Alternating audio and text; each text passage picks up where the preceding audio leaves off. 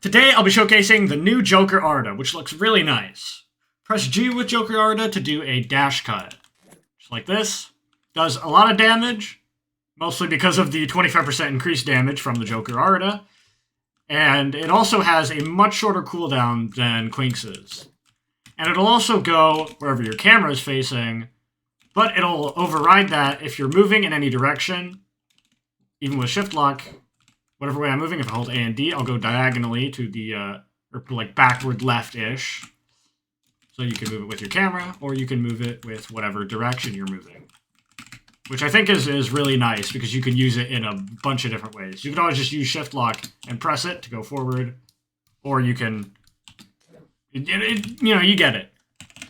And this also has a much shorter Arta bar than most Artas, making it a little bit more difficult to consistently use, but it is really powerful. But there's also the downside of you do not heal with G. So it really is a trade. You get extra damage, you get a faster cooldown, but no healing. And that might not sound like too much of an issue, but that can matter a lot. And also the downside of the lower bar, so you're going to have to be equipping and re-equipping constantly, especially if you're in a longer fight. So that makes its viability go down a little bit, but I think this is really balanced. Now, there are a few more changes, which I will list out now and then showcase after. Proto Arta 2 changed from 25% max HP to 20%. Higher Mind R range increased, but slightly slower. Hexa Melee F is now straight, long range, stuns a little longer, has less end lag, and has a little bit of a shorter cooldown.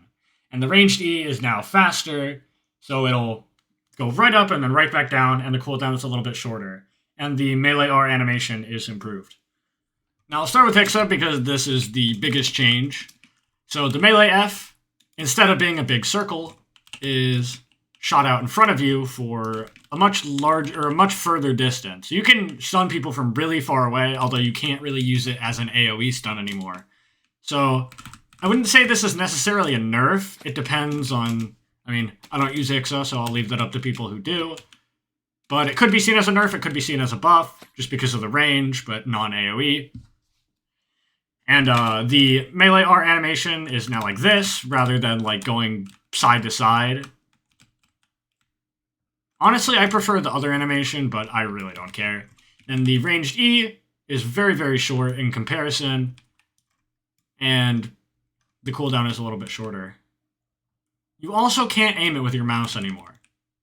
So that's a little bit interesting, but the F is still aimed with your mouse, or still can be aimed with your mouse. So I'm not really sure what's up with that, and then obviously R is mouse, because you can't really do that any other way. And now, Higher Mind. This isn't a very big change, although this will definitely make Higher Mind a lot more useful. I'm not 100% on this, but I don't think this is actually slower. It just takes longer to get to the point, or to the end point.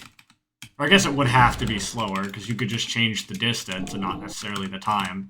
So the time is increased to balance out the speed of this, but like, look at this.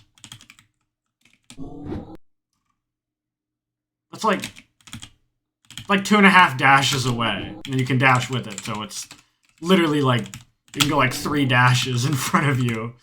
Freaking flying with this. Thank you so much for watching. That is the end of today's showcase. If you enjoyed, make sure to like and subscribe, and I will see you on the next video. Peace.